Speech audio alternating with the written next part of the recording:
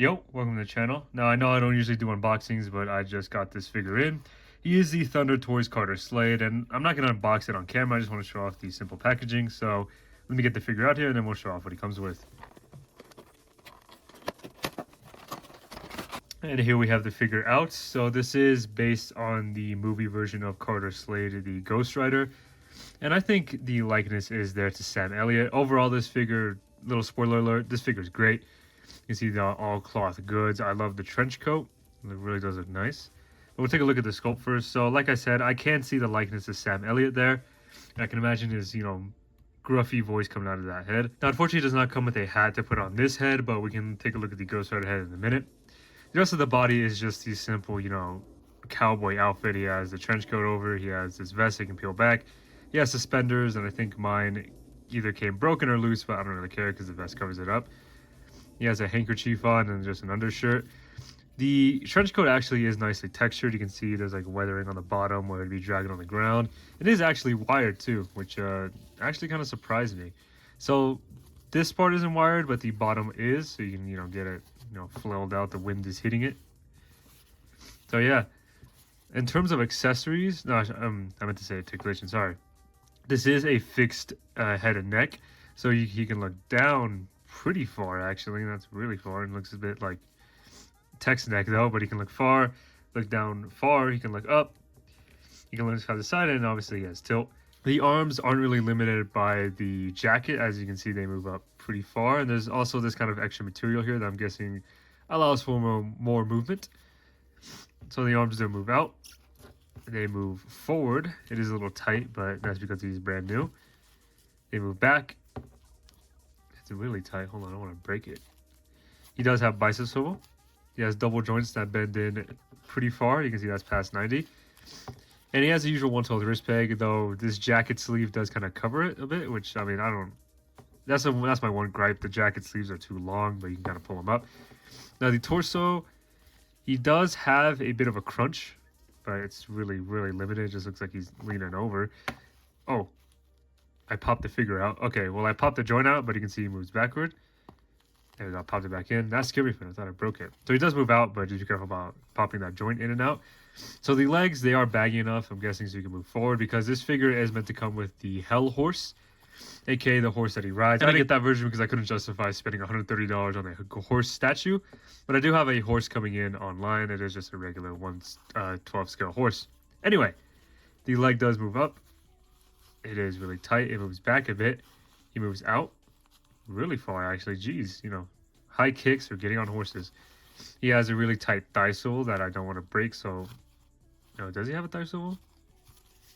Okay, he might actually not have a thigh swivel. Anyway, double knees that bend in, or double jointed knees that bend in pretty far. And the boots or ankle movement is limited because of the boots.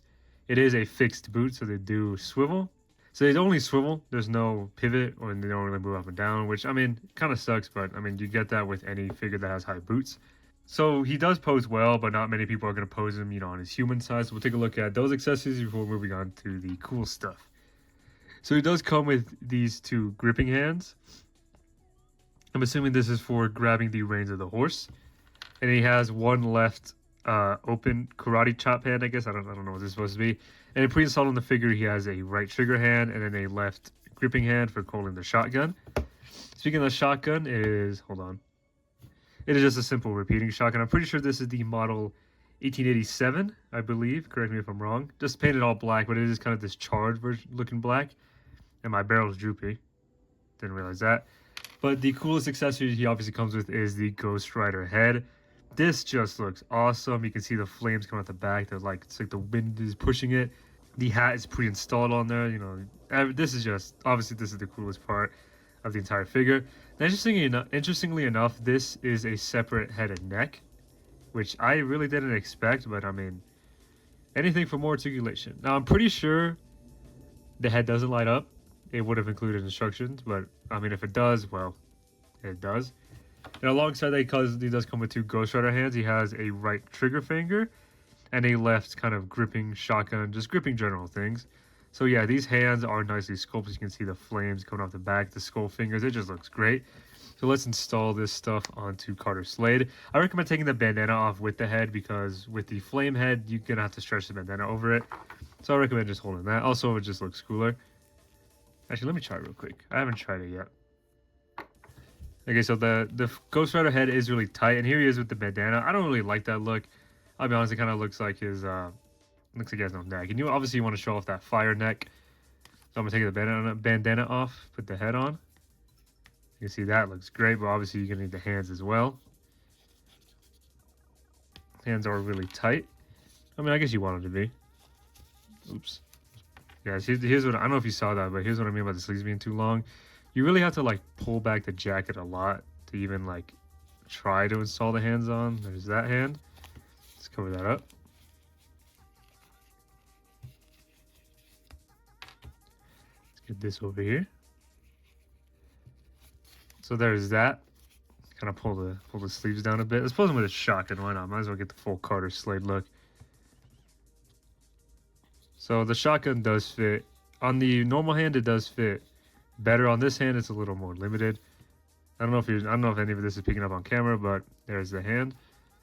So you know, this is obviously the look many people are gonna go for. This is definitely my favorite look. Obviously, oh, the hand just fell off. Yeah.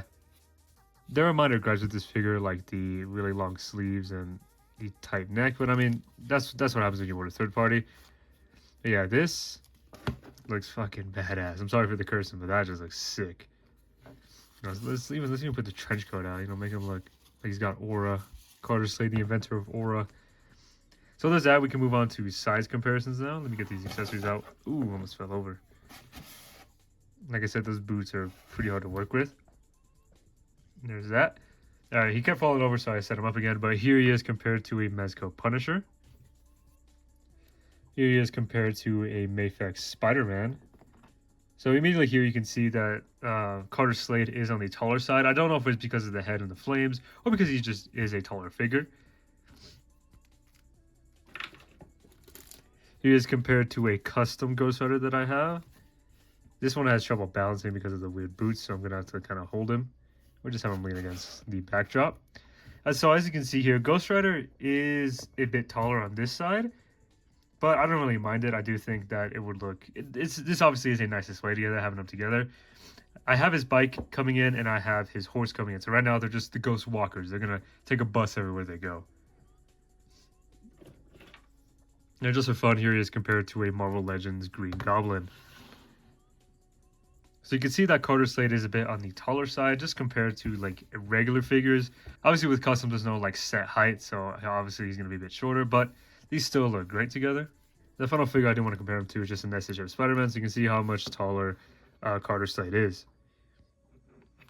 If he could actually stand. Well, I mean, you saw enough. There. See, SLADE is a tall guy. So final thoughts on this figure, it definitely was worth the wait. I didn't pre-order this one, or I didn't have him on pre-order for that long. I bought him about 3 weeks ago, and he shipped out last week, and it took him a while to get here. Oh, I didn't mean to zoom out. It took him a while to get here, but yeah, this figure really is worth it. Now, this is the standalone figure. I did not get the horse, as I mentioned. The horse does look really cool, and it does light up, and it matches the, you know, flame effect that he has. But for me, this figure is worth $70. The horse plus the figure is not worth almost $200. So I personally didn't go for it, but I mean, if you love the horse and the look, I recommend going for the entire thing. I have a horse coming in, so I'm not really too worried. But yeah, this figure is phenomenal. You know, PW Toys really did their hard work here. They make other 1/12 scale figures, so maybe I'll buy those and review them. But yeah, thank you for 200 subscribers. I'll make a little video soon. But yeah, stay safe out there. God bless and peace out.